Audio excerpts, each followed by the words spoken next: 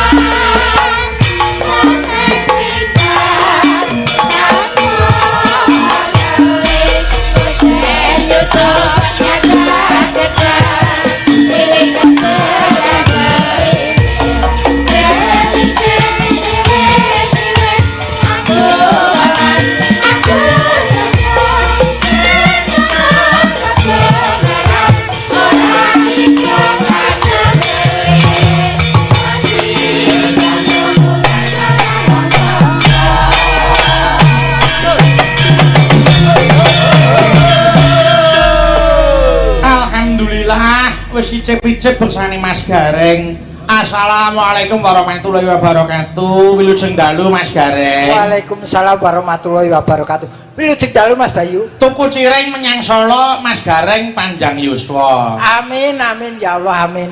Nggih. Nggih tuku tahu cacahe 3. Napa niku? Mas Bayu. Nggih. Menggah-menggah aku. Ayo kudu diketokke tanggung jawabe. Nggih wong kadung saguh. Kula kalih panjenengan menika wis direngkuh kaya dene kulawarga Universitas Muhammadiyah Surakarta. Nggih.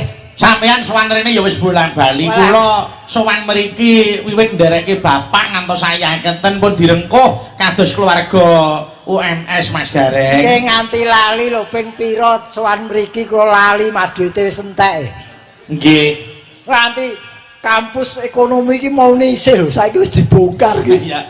Nggih namung jenenge kabeh niku mesti enten renovasi niku nuduhke yen to dadi kemajuan niku UMS Mas Gareng. Nggih. Nggih niki sing abot-abote wong saguh. Nggih. Ning saking sing nimbali UMS dadi kula gasiki. Pripun? Kula mboten lewat jalan tol.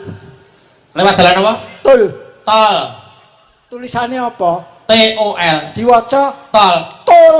TOL kok tol. Oh iya ding. Oh iya. Wah nggih. Wah. Mboten kula medale nganu pitutol Boyolali. Boyolali. Ngarang maca sejarah sandan. Ora sejarah piye to? Riyen niku dumadine kutha niku jenenge Boyolali.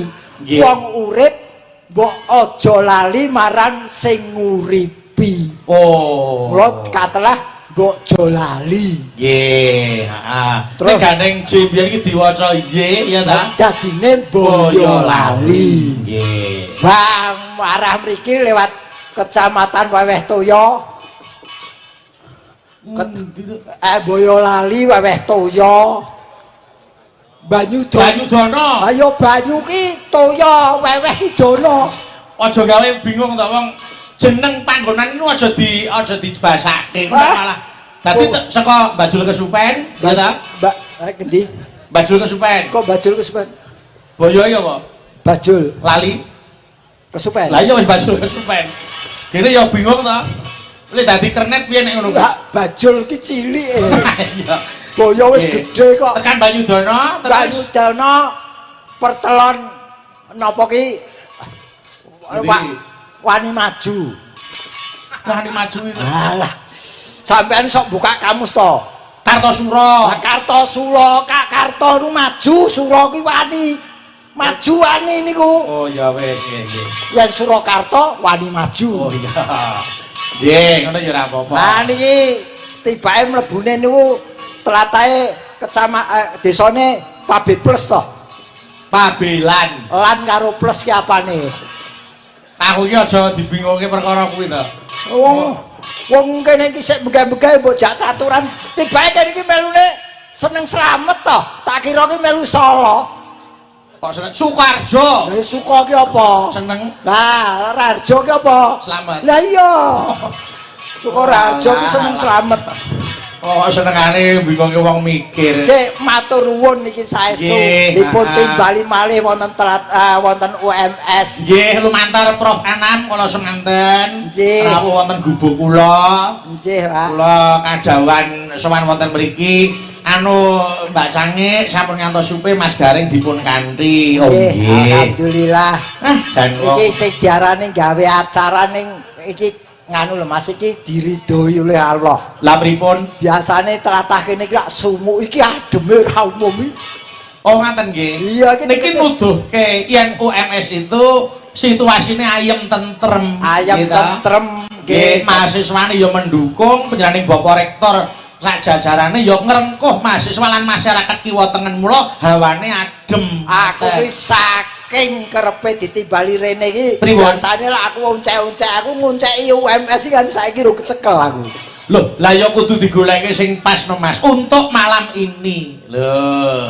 Napa karepe UMS? Iki Umumnya Universitas Muhammadiyah Surakarta. nggih nyun sewu wong jenenge utak-atik Gathok. Umurnya sekarang sudah 67 tahun. Nggih. Niku U. Terus M merupakan universitas favorit di kota ini. Amin. Terus terakhir S sekarang rektornya Bapak Profesor Dr. Harun Joko Prayetno M.Hum. Nggih. Oh, hafal ta aku? Ya, bener. Pokoknya anggar sing nyangoni tak apali. Ya. 67. Apakah arti dari angka 6 dan 7? 6 kuwi nampak maju sekali kampusnya sekarang. Nggih. Terus 7 tujuan para calon mahasiswa baru. nggih. Ini jadi wis iki saiki apa ki do apa jenenge? Pripun? Do inden. Oh nggih. Lah hampir 5.800 mahasiswa lho Mas sing arep kuliah ngangsu kawruh wonten Kawah Candra Dimuka wonten mriki. Wah jan. Lho pripun? Ngeten Mas Gareng. Ya wit UMS niku prestasinya luar biasa. Bab napa Mas? Ranking 1 indikator research quality versi in the world university ranking 2026. Nggih. Ranking 2 PTMA versi QS World University ranking 2025. Nggih. Ranking 1 PTS penerima hibah hilirisasi Kemdik Saintex RI 2025. Nggih. Terus mengukuhkan 8 guru besar loh, ora hebat. Wah jan luar biasa. Niki mriki fakultase pun komplit nggih Bapak Ibu nggih. Yen ora kleru enten 12 fakultas. Luar biasa. Nek mboten klentu mesti wong yen aku cek mesti kene ana fakultas hukum. Oh nggih no. Mergo rektore M.Hum. Oh nggih. Masa rektore M.Hum kok ora ana fakultas hukum yo tangelamun. Mila wonten iki fakultas hukum dan ilmu politik. ST saiki lak modele ngono. Nggih. Sing apik kae seniwatimu kae SSN SSN MSN Sarjana seni, magister seni. SSN ki apa? Sarjana seni. Oh, yen aku SST kok. Apa kuwi? Seniman saka Tobong. Wih pangkat kok ngendina SSC seniman saka Tobong. Ya wis ben aku kei titel dhewe ora entuk. Angsal nggih. Nggih wong nggih sing baku mengucapkan selamat untuk UMS Leres yang sudah umurnya 67 tahun. nggih. Semoga semakin ngrembaka berkembang Amin. dan bisa mengikuti perkembangan zaman yang ada sesuai dengan kemajuan Imtek sekarang ini. Leres Mas Gareng. Wah, jan aku kuwi ket mau mikir lho, sing mikir aku. Napa? Kowe ngomong gong kuwi lak saka Maha Agung. Nggih. Tegese Maha Agung kuwi lak sangat besar. Sangat besar. Lah saiki artine apa? Mahasiswa. Oh, lah nek miturut panjenengan mahasiswa ki Lah iki mulo tak takoke yen nggih. Maha Agung ki sangat besar. Lah yen mahasiswa ki apa sangat siswa? Ya tegese ngene Mas, mbok menawa pendidikan yang tertinggi ing tataran dunia pendidikan, wiwit saka TK, SD, SMP, SMA, mahasiswa. Oh berarti siswa yang teratas. Teratas. Lah Ing iki bab ngilmu pendidikane. mergo aku ora tau kuliah Mas aku ki. Nggih. Nek nggih anu lho Mas Gareng, sing jenenge wong sinau niku siji niku ning nggon sekolah-sekolah.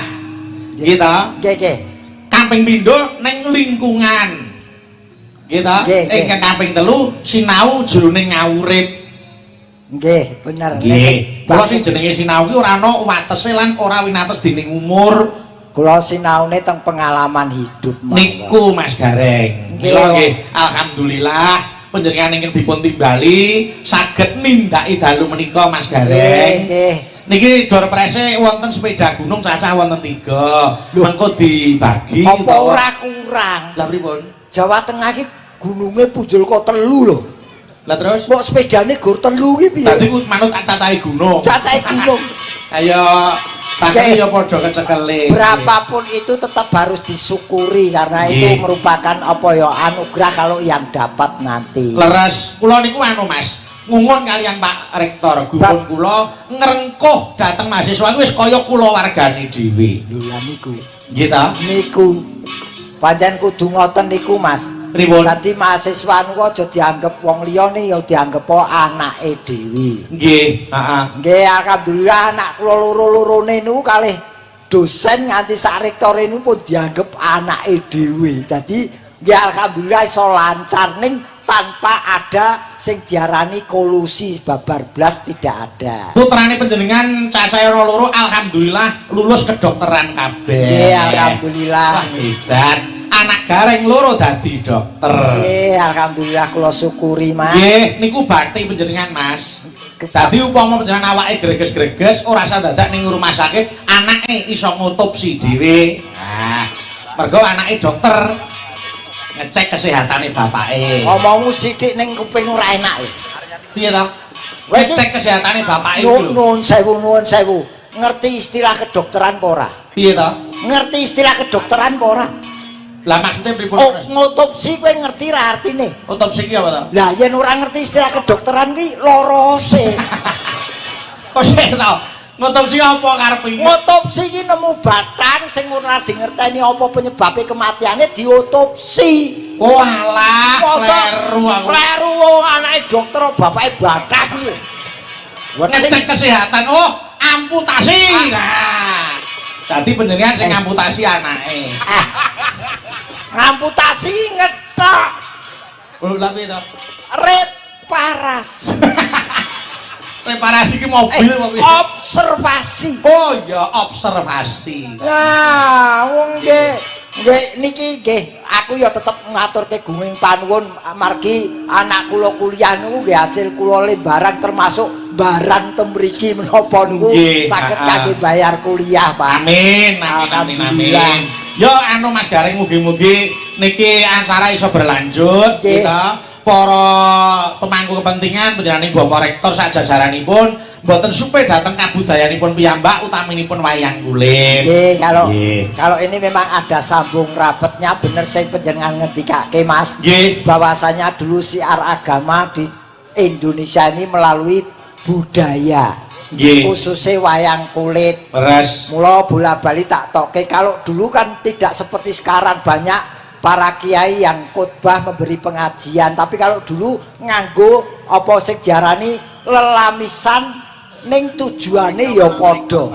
Oh ngeten. Nang wonten UMS niku imbang kok Mas. Nggih. Islame ya ora ditinggalke, budayane ora dilalekke. Mila riyen kados kala rumiyin mawi budaya mensiarkan agama. Kaya sing sering kula tokke niku nggih ujube nggih siar agama. Contone napa? Kaya dene napa nek sing nggih siar agama niku nggih. Ayo, cendhek sik anu. Aja nyembah. Oh, sik niku bare. Anu baris yo dianu sik iki. Baris. Aja nyembah. Ayo niku. Oh, jenenge Aris to kowe? Nggih. Oh, ya kok jenenge Arisan. Yo, aja nyembah kayu watu nyembah Kang Maha Suci. Watu iku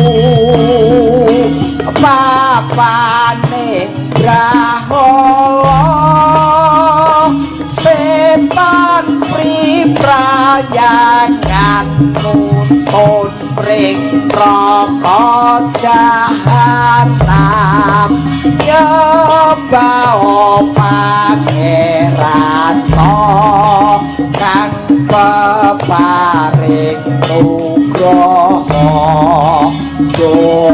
Gusti ingkang mulya pangeran Maha kawasa paring sadang paring muga nusun marang swarga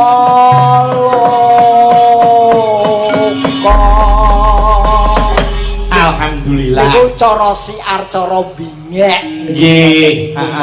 Dadi mboten cobloko ngangge lelagon. Leres. Gampang ditampa tur ora nyolok. Nggih. Nggih Mas Gareng. Yo ayo niki saniki awake dhewe karo mlaku geguyonan karo tetembangan. Ora iso, wayang kulit kok karo mlaku. Wayang kulit yo lugu. Wayang kowe dodol wayang kaya DG Channel kae. Kok tekan kono. Iso mlaku-mlaku. Tegese mlaku niku ya guyonan ya tetembangan. Oh, lah tak kira wayange arep mlaku-mlaku to. Nggih. Namung ngeten Mas Gareng. Saderengipun kula ngaturaken lelagon, ini apresiasi dari teman-teman seniman abdi. Kunjuk dhateng njenenganipun Bapak Rektor. Ingkang sampun kersa gelar pagelaran wayang kulit. Menapa? Mila Mas Gareng, dalu niki rak lakone Gatotkaca. Leres. Ini melambangkan bahwa Universitas Muhammadiyah Surakarta itu melejit dan terbang tinggi untuk mencapai kesuksesan. Leres. Terbang tinggi tidak akan memandang rendah terhadap seseorang, tapi terbang tinggi ingin menyelamatkan orang yang di bawah bersama berjamaah bebarengan mabur bareng. Sukses bebarengan. Alhamdulillah. Mila menika apresiasi nggih menika wujudipun wonten tali asih wayang Gatotkaca badhe kula aturaken dhateng Pak Rektor. Mila Mas Gareng mboten ngirangi ngreh pakurmatan nyuwun tulung Bapak Rektor keparenga Kadang menika Dek Bayu niku wewaler menawi jumeneng utawi ngantos geser kapeksa Bapak Rektor nyuwun mboten ngirangi pakurmatan nggih Mas Gareng. Kula nek wis lungguh grek ninggal iki ora iso yen durung rampung kewajibane. Bapak Rektor monggo Bapak. Monggo Bapak menawi wonten keparengipun pinarak wonten pepanggungan mentaran. Tepuk tangan kagem Bapak Rektor Bapak Ibu.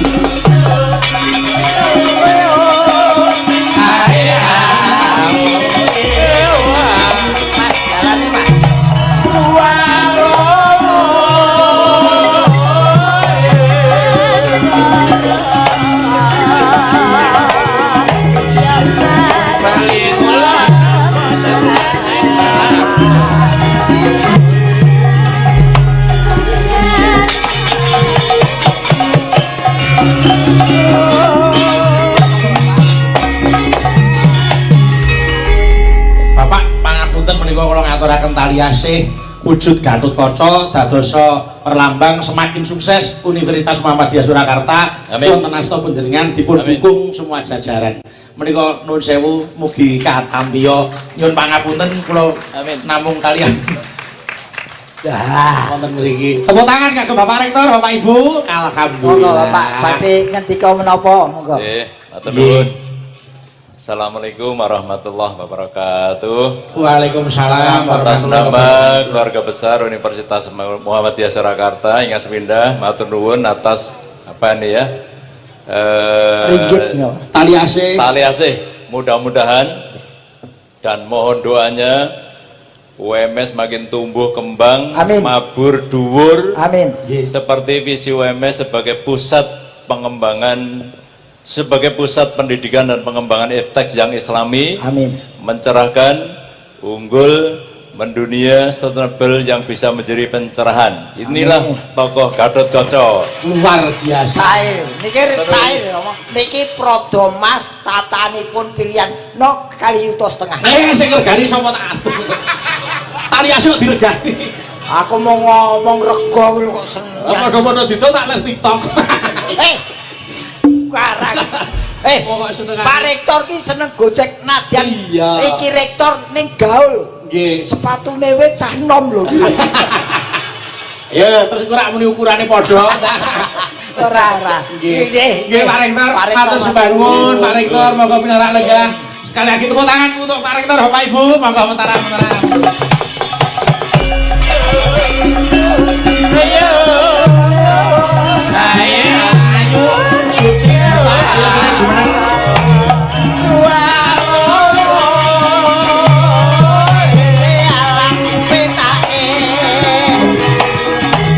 Larang disampirke, larang ngampirke. Ono ono. Aja ngono ngono.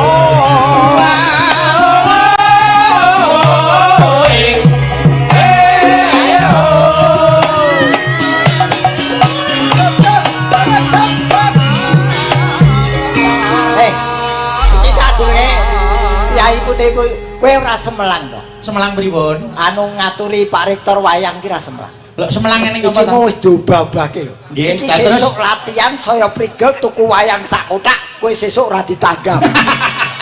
Kok Pak Rektor sing areng ngasto Pak Rektor Wah. nek tetep aku dagelan aku. Nek sik urip. Sip.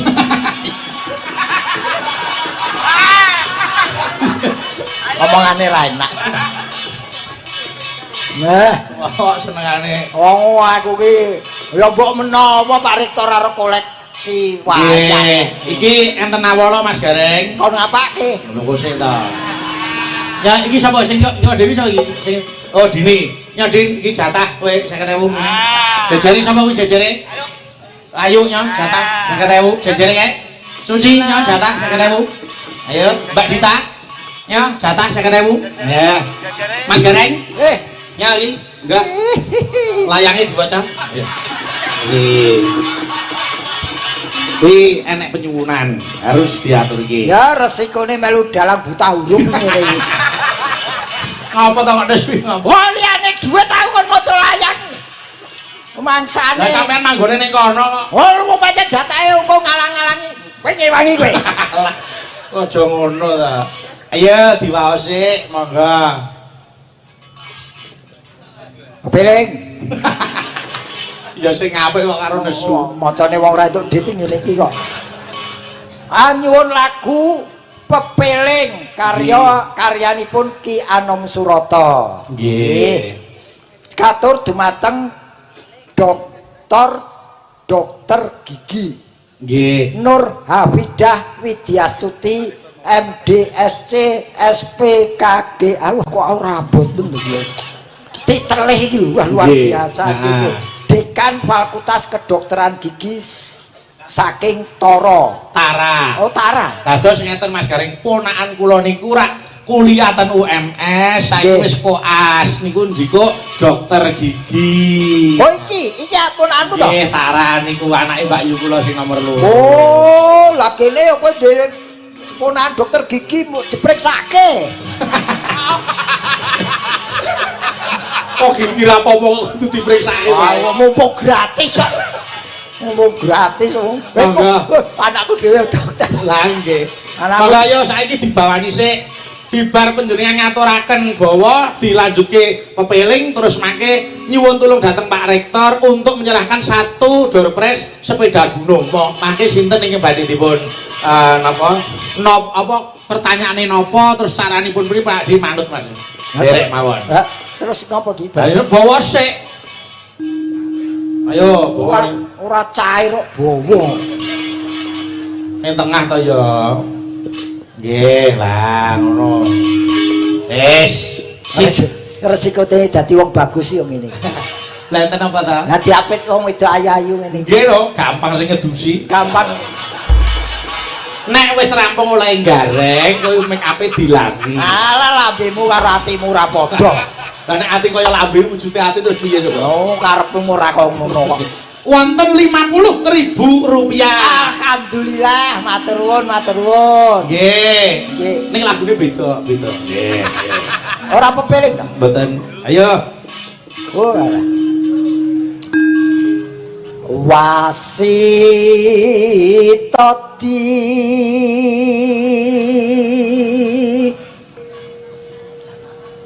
talon-alon perune Pak Rektor gelem pinarak sik.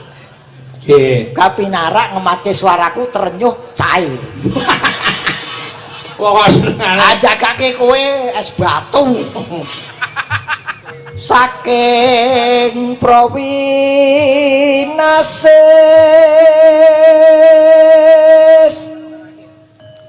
ngeling ngono wong urip ing donya. Nano. Wong aku iki ngancer-anceri kok. ancer-anceri goleki kampus kene kok diancer-anceri. Iya. Bebasanmu mampir ngombe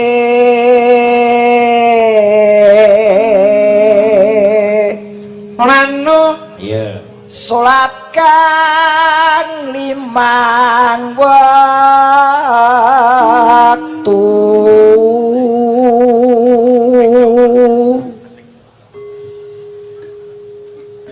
Ayo Aku diploroki sindenmu. Mbak ngene iki luwih terkenal aku timbangane dalammu. Kok saged? Lho, iki lho satpam Nggih. sak pleton ngejak foto aku kabeh. Kowe ndak wis dijak foto satpam. Iki lho wis. Ha iya ono nggo kenang-kenangan kok. Sampul Yasin. Argentina. Lah nek wis ora dadi gareng, cetok wis balik. Oh. Ayo. Kudu tansah Nano. dipun lampahi.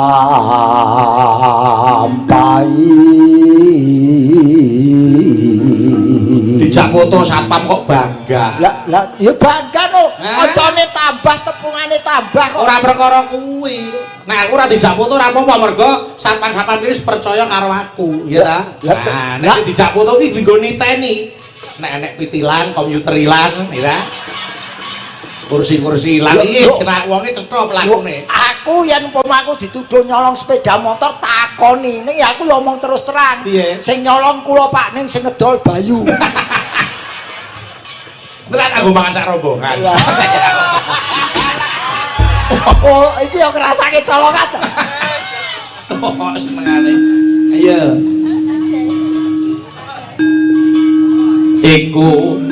Iku cagak agama pakartikan luhur. Nano. Ngedoh kentung mindak mungkar yakti urip mangyo tentrem lahir batin bejo donya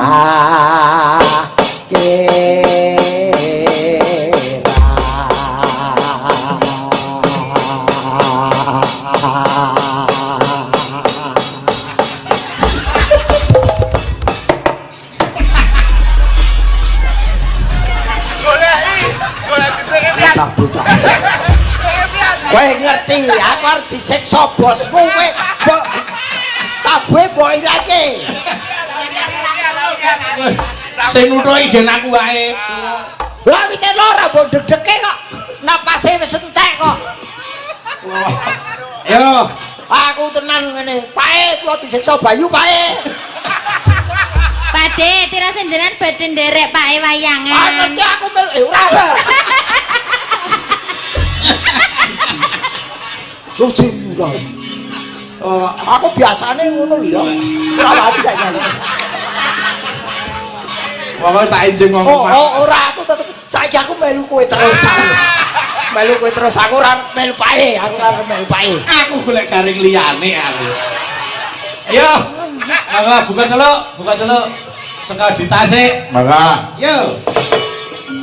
Yen wancine tansah dielingke wis wancine padha nindakake terus rumandang wae sembayang tapi wajib gawe pangeran solehan dadi cakae agama limang wektu nututan sati joko nganti istiqomah lan setunak nikah luwe sempurna yen berjamaah sabar lan ngasar salat sayang tinggal tidak mungkar magrib lan isya cakape perayaan ditambah salat sunai sesungguhnya iku perintah agama ngelingono ning donya mung sakila sabar lan tawakal Apa seger, Cak? Mangga. Yo. yen esuk munggah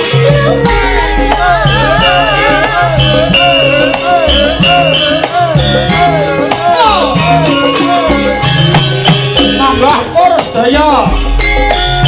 yen wadine tansah dielingke wis wadine padha nindakake akan los kemandang wayahe sembayang tapi wajib gawe pangeran salat dadi cakae agama limang wektu tututan sati joko tapi istiqomah lan sing lumainah luwe sampurna yen berjamaah sebelah asal salat sayang tinggal toke tidak mungkar akhir manisa cakape rayakan ditambah salat sunai sesempurna iku perintah agama kelingono ning donya mung sedherek sabar lan tawakal rasa sing kuasa yen kabeh esuk munggah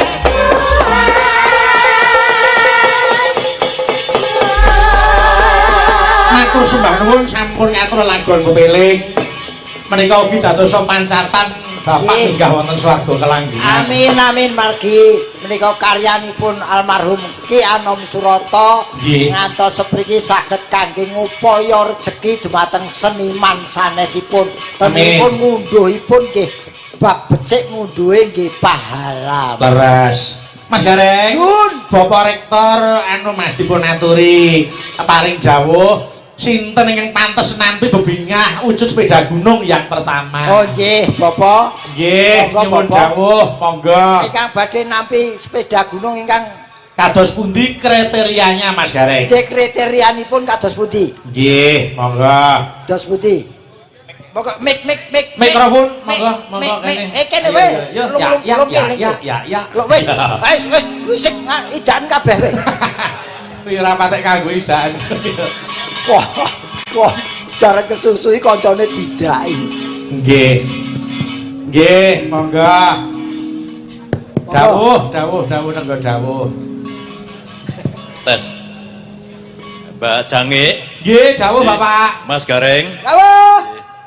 karena peminat UMS itu dari asing, Oh nggih. tahun kemarin tembus 8.500 Wah, dan yang diterima hanya 50. Waduh. Tahun ini pendaftar dan peminat yang ingin studi di UMS jumlahnya 30.200, luar biasa. yang diterima hanya 9.000. Aduh, je.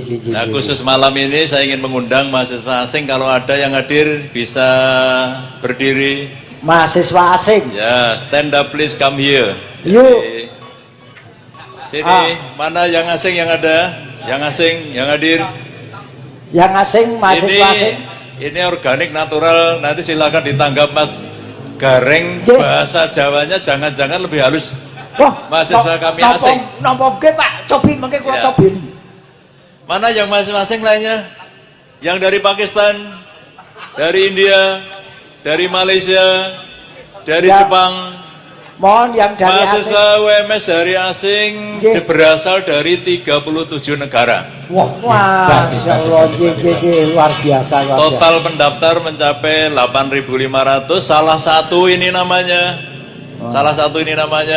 Salah dua ini cewek. Cewek. Salah tiga mana? Salah tiga. Ayo yang mana standing partai? Salah empat. standing partai. Salah lima. Apa? Salah lima Gareng dari asing juga ya. Mas. Ngadep dulu. Silakan sapa kepada Gareng. What you name? Waduh. Ayo.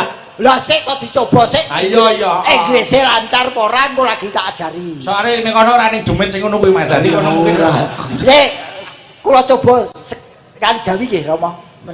Nuwun sewu. Ya. Naminipun sinten? Oh, nama saya Alwi Ahmed. Wah, iso napa Jawa? ya iso no. Bahasa Jawa bisa. Dikit. Oh, sekedhik. Iya. Dari mana asalnya, Mas? Dari Kenya. Kokenya. Kenya. Yes. Wah. Itu. Kenya itu Afrika kalau nggak salah. Iya, Afrika Timur. Kok bisa tahu dan bisa tahu di sini ada UMS terus tertarik masuk ke sini? Itu dari mana? Atau bagaimana caranya? Alasannya apa? Alasannya apa? Yuk, Iya. Yuk Pak Betuntu. yuk coming home. Oke. Apa? UMS yang bagus universitas di Indonesia. One of the best. Luar universities biasa. di Indonesia. Terima kasih Mas Kenya. Tok Mas. Sapa mau jenenge sapa? Ahmed. Oh, iya. Terima kasih. Anda nonton gini juga suka, nonton wayang suka. Seneng, like. Like, oh ya. Yes. Ya. Yes, you like wayang? Ya, budaya. Gapo. Oh, ya. Mas Gareng nge-like. Wah, aku nge-like. Oke, terima kasih, Mas. Saya gantian yang cewek. Oh ya. Ini juga. You from Kenya juga? Yeah, Kenya. yes. Namanya siapa? My name is Farida. Farida. Aduh, Farida. Yeah, Mahasiswa sini juga. yeah. Pokoknya gua tahu apa iya terus. Aja tekon kowe dilem rabi karo aku ya lah antem. Farida, kerasani bahasa Indonesia ini apa? Betah. Jadi jem. Mas Gareng tadi mau ditanggap ke Kenya mau atau tidak? Gelem Mas. Mah. Piye to? Sebabnya Neng kono duite cucuk kena bledok lho. Nang kono ae Mas rasa bali rene. Ngomong. Malah kowe ora tanggapan iki minggat jenenge. Nggih, Mbak Farida, Mas anu, yang satunya namanya lupa. Namanya satunya, Yang satunya. Faika. Ah, Faika. oh Faika. Faika. Ah. Anu umurnya berapa tuh ini? Umurnya antara berapa? 19. 19. Yeah. Piro? 90. Oh, 19. 19. Kalau Indonesia 19 tahun. 19. 19. You 19 juga. Iya, Ya. Ya? Ya. Ketemu ya. Terima kasih. Anu Mbak Yu suka nonton wayang juga. You like? Yes. Ya. Terima kasih. Jadi menyampaikan kepada saya senang wayang tetapi tidak senang dengan garengnya. Ya dibuang aja. Sini sepeda. Pak Rektor, mbok dipun sajangi. Apa? Wayang tanpa gareng niku mboten komplit. Oh, Semar Gareng Petro Bagong apa Semar Petro Gagong. Oh, Sepeda.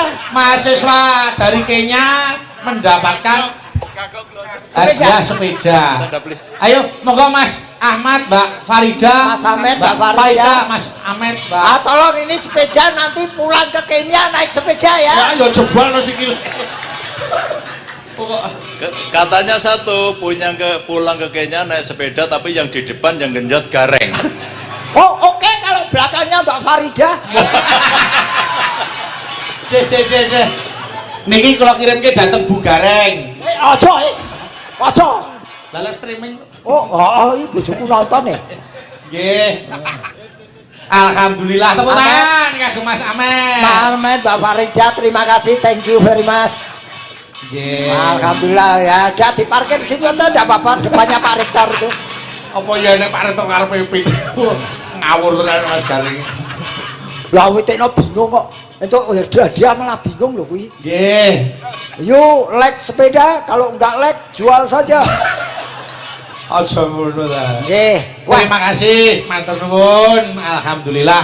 Ini apresiasi yang sangat luar biasa. Sepeda yang pertama ini. Oh nggih. Nanti masih ada sepeda Leres. atau terus diteruskan yang ini apa di selannya. Selani seno. Ayo kita Mbak selannya. Eka Suranti ya, ayo kene. Oh, yo ki oleh kadek kok enak men. Mbak ya Mes. Prangut pedae apa? Susah pedae apa?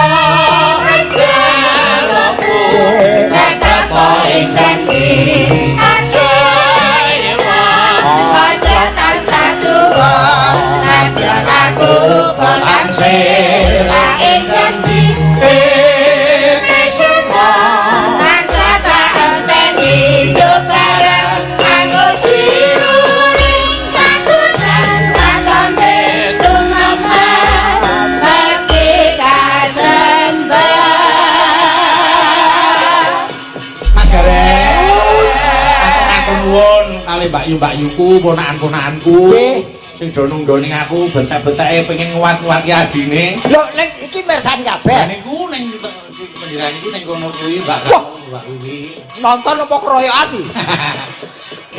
Matur nuwun. Bektine Senopati yo ning Palagan.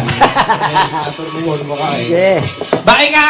Nggih. Alhamdulillah. Alhamdulillah. Sehat ta? Sehat banget Mbak Ayune Limbe. Saya ayu, saya laris. Alhamdulillah. Saya mempur. Nggih. Nggih. Niki sowan enten UMS Mbak Eka. Nggih, saderengipun. Assalamualaikum Waalaikumsalam warahmatullahi wabarakatuh. Iya tapi. Hah? Kowe iki piye? Wong kok Loh, Piye Mas Gareng jejer Niki. Assalamualaikum warahmatullahi wabarakatuh. Lek kudu ngati-ati iki ning UMS Islamik lho Lek. Rumang sampun. Dadi ulah salam ki kudu sing ngati-ati. Wong salam ki entuk ganjaran. Sing jawab. Sing jawab ya oleh ganjaran. Lah iya. Makane assalamualaikum waalaikumsalam warahmatullahi wabarakatuh. Tak totok senan iki. Hah? Lho kok mbok rakep lah liyane piye? Lah kan oleh ganjaran double. Ya ora kok terus dirayuk kabeh. Kuwi ana pilahe empan papan. Endi sing Nggih. ngucap kowe, endi sing ngucap wong liya dadi pilah.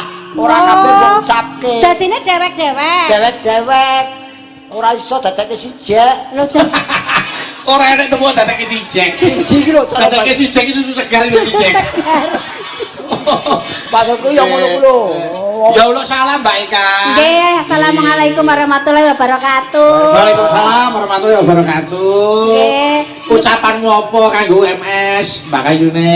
Kanggo UMS ki mbiyen ki adikku ya alumni UMS. Oh nggih. Nggih, Jurusan jurusan arsitek. Oh arsitek alhamdulillah.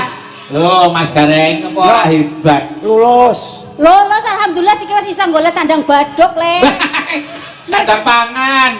Lah nek gone Sandang pangan, sandang Lah nek badok. gone nyong kan sandang baduk le. Oh, berarti kayak makanan teh badokan. Ya aja ta. Ya ayo sing jenenge desa mawacara negara mawatata. Nek ya gandeng wis suwe ning Solo ya ben mensuwekan sithik-sithik. Sandang pangan, Sandang pangan. Sandang pangan. Nek gone nyong kan sandang baduk. Dadi ya bahasane dheweke bener mau desa mawacara negara mawatata. Dadi rika ya aja protes. Rika tayang apa ora nek tak jak omongan bahasa kaya kiye. Aku ra tayang ngono. Ana tembung kok rika tayang iki lho. Lah masa ora tayang wong dagelan rika wis tuwa kudune kan ya tayang. Oh Rika dagelan teyeng. Tayang ki apa? Ora Tayang iso. Bisa. Oh, dadi uloke mawa tayang. Piye ta? Bisa kena tayang ngono kok. Kayak iki bisa iki racun bisa. Lah iya, bisa kena tayang to. Bisa, iso, bisa. Tayang. Tayang to. Lah iya kae uloke yo ada tayangnya. Maksudnya dudu bisa Oh, kowe. bisa. Tak gawe mumet kowe saiki. Lambo. Omonganmu yo angel ditampa ing umum kok.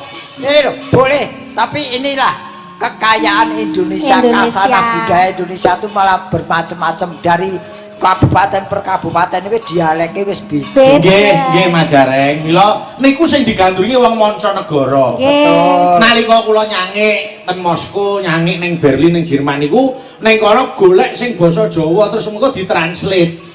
Dadi ora kudu tuntutan dalange nganggo bahasa Jerman niku ora mergo tidak ada unsur kemurniane ora enek. Betul, justru yang dinikmati justru yang asli original. Original nggih. Terus mengke kula mayang sing nonton niku nganggo earphone nggih to.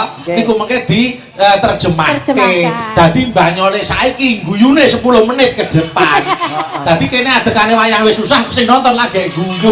Oh, ya aku beda ya. Aku kayak begitu lucon terus guyu.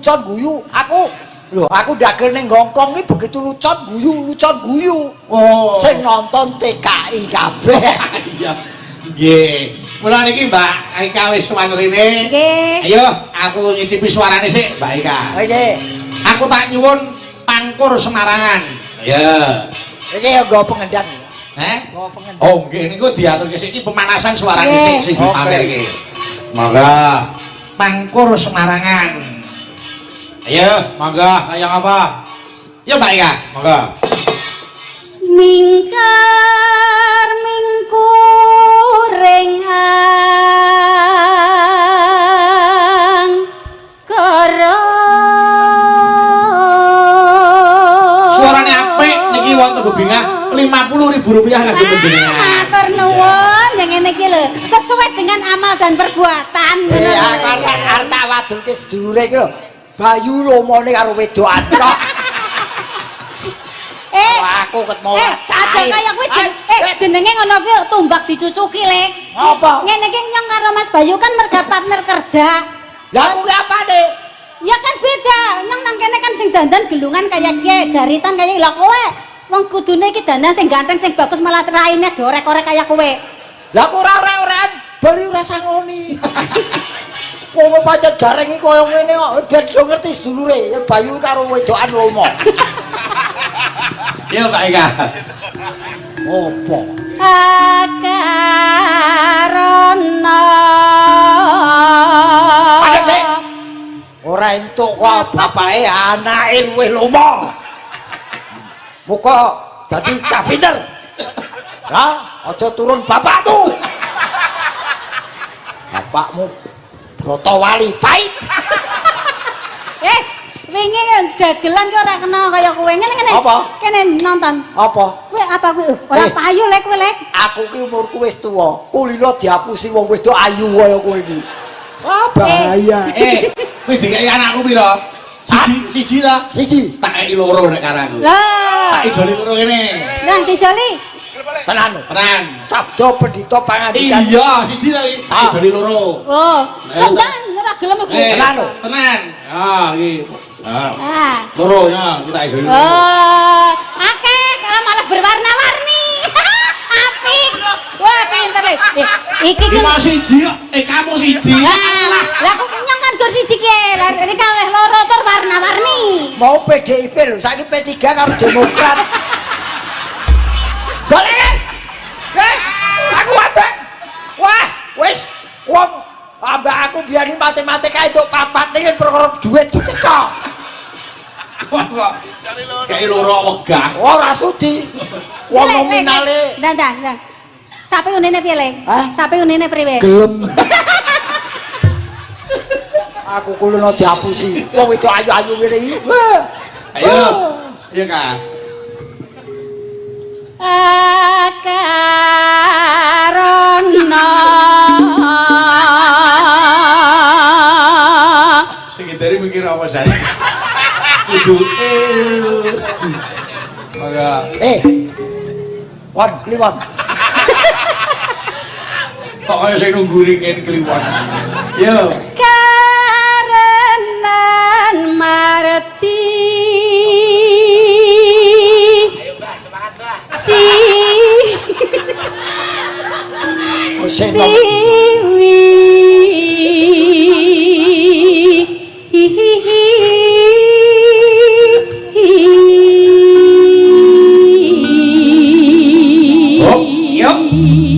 Ancang-ancang iki cengkok gawat, monggo Mbak Eka. Ayo.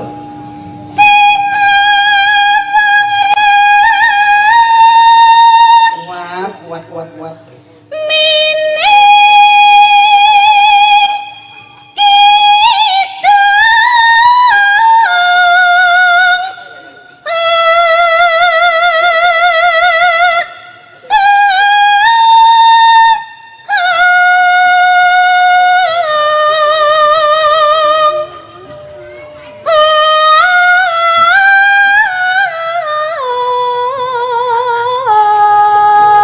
Alhamdulillah. Jos. Iya. Suwan nang kowe Raja Mas. Lanjut. Sinuba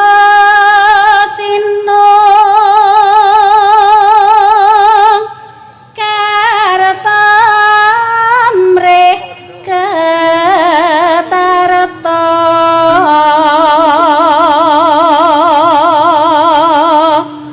makartining ilmu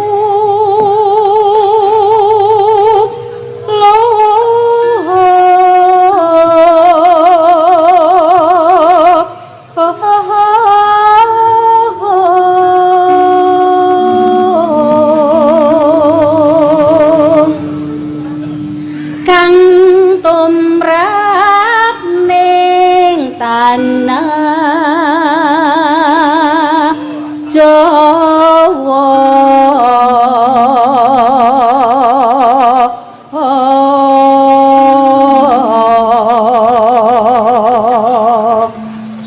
agama agemeng haji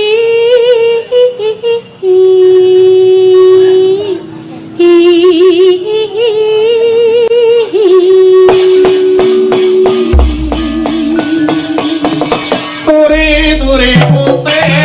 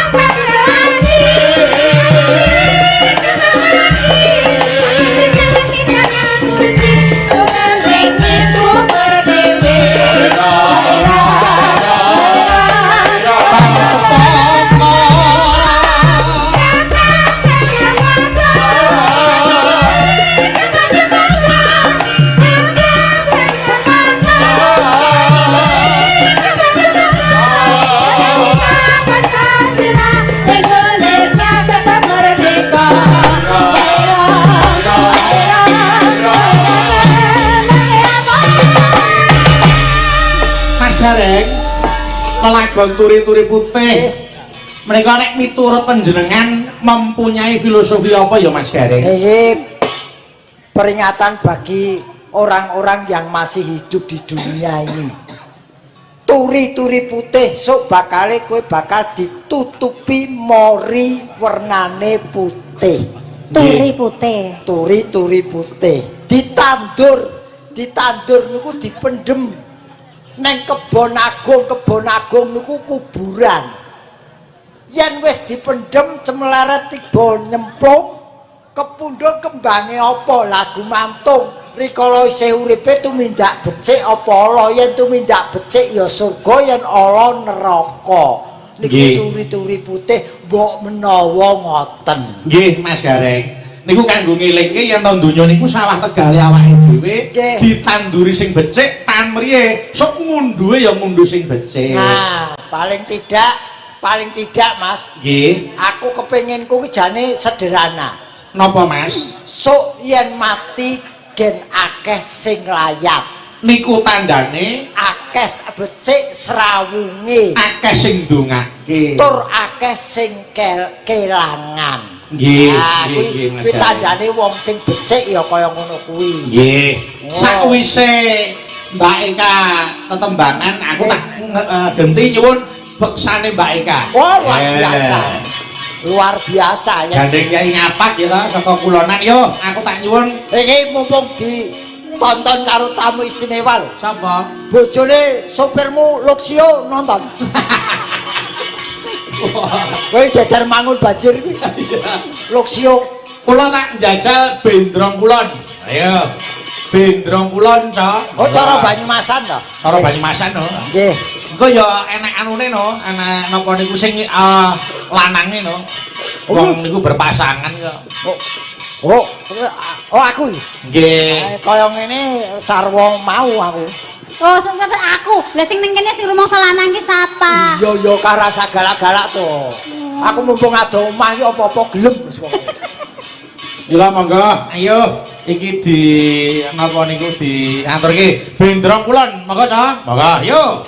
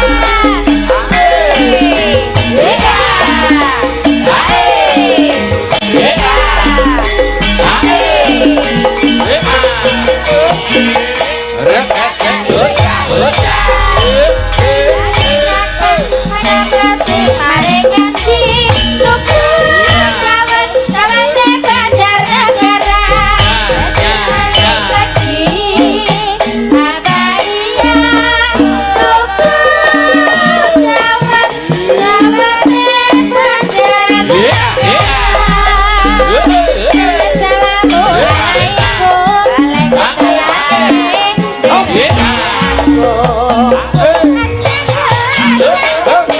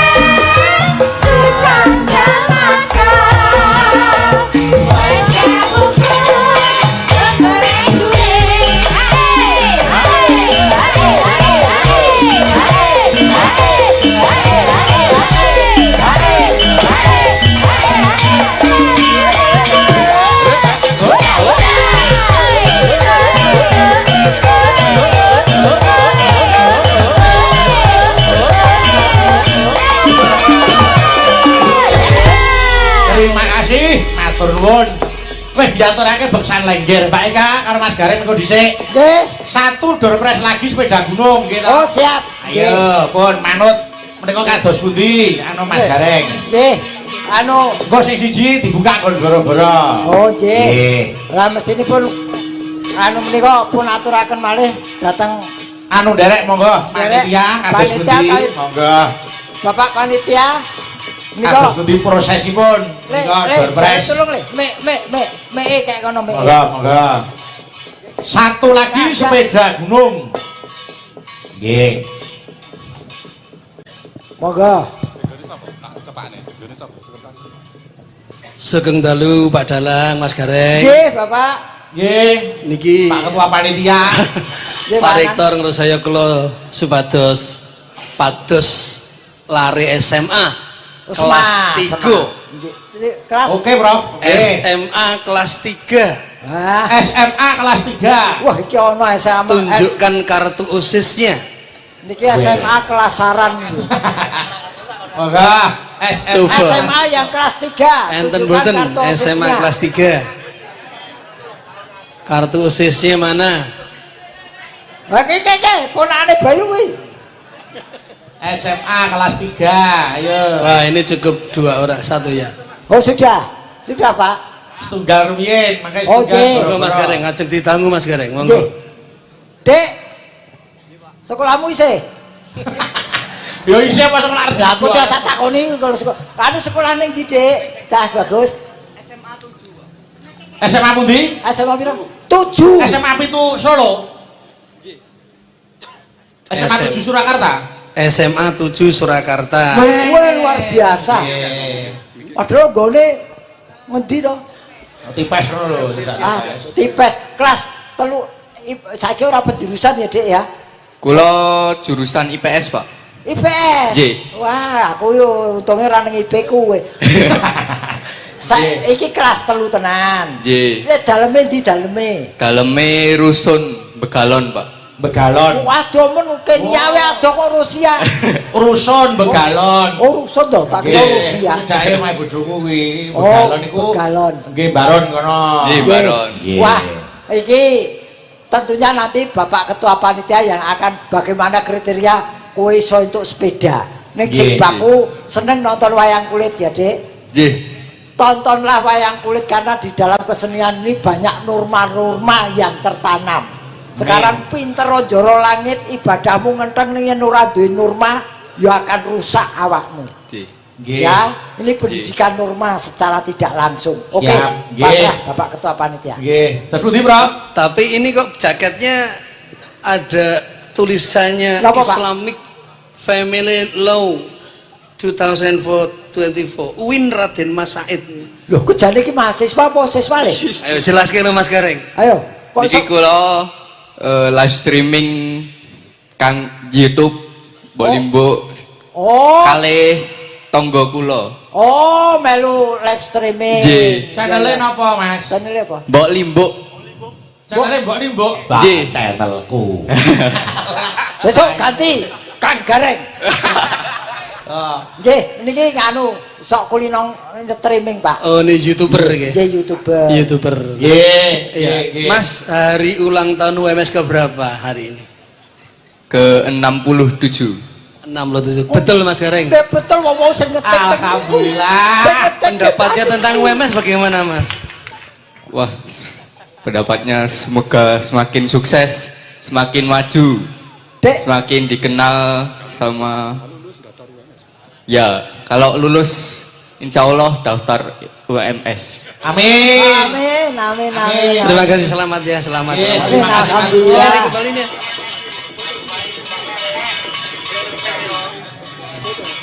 Wah, bocah iki sok yen lulus daftar UMS sing ngendang iki sesuk lulus daftar SMS ya kowe ya.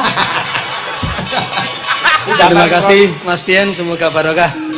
Matur nuwun Mas Gareng. Matur nuwun, Bapak. Terima kasih. Mas Gareng, Nun. kok sepedane tak buka ning goro-goro nggih. Oh, Sing ngembel jakate. Oh, ngasorin nggih. Matur nuwun tak nutuke laku.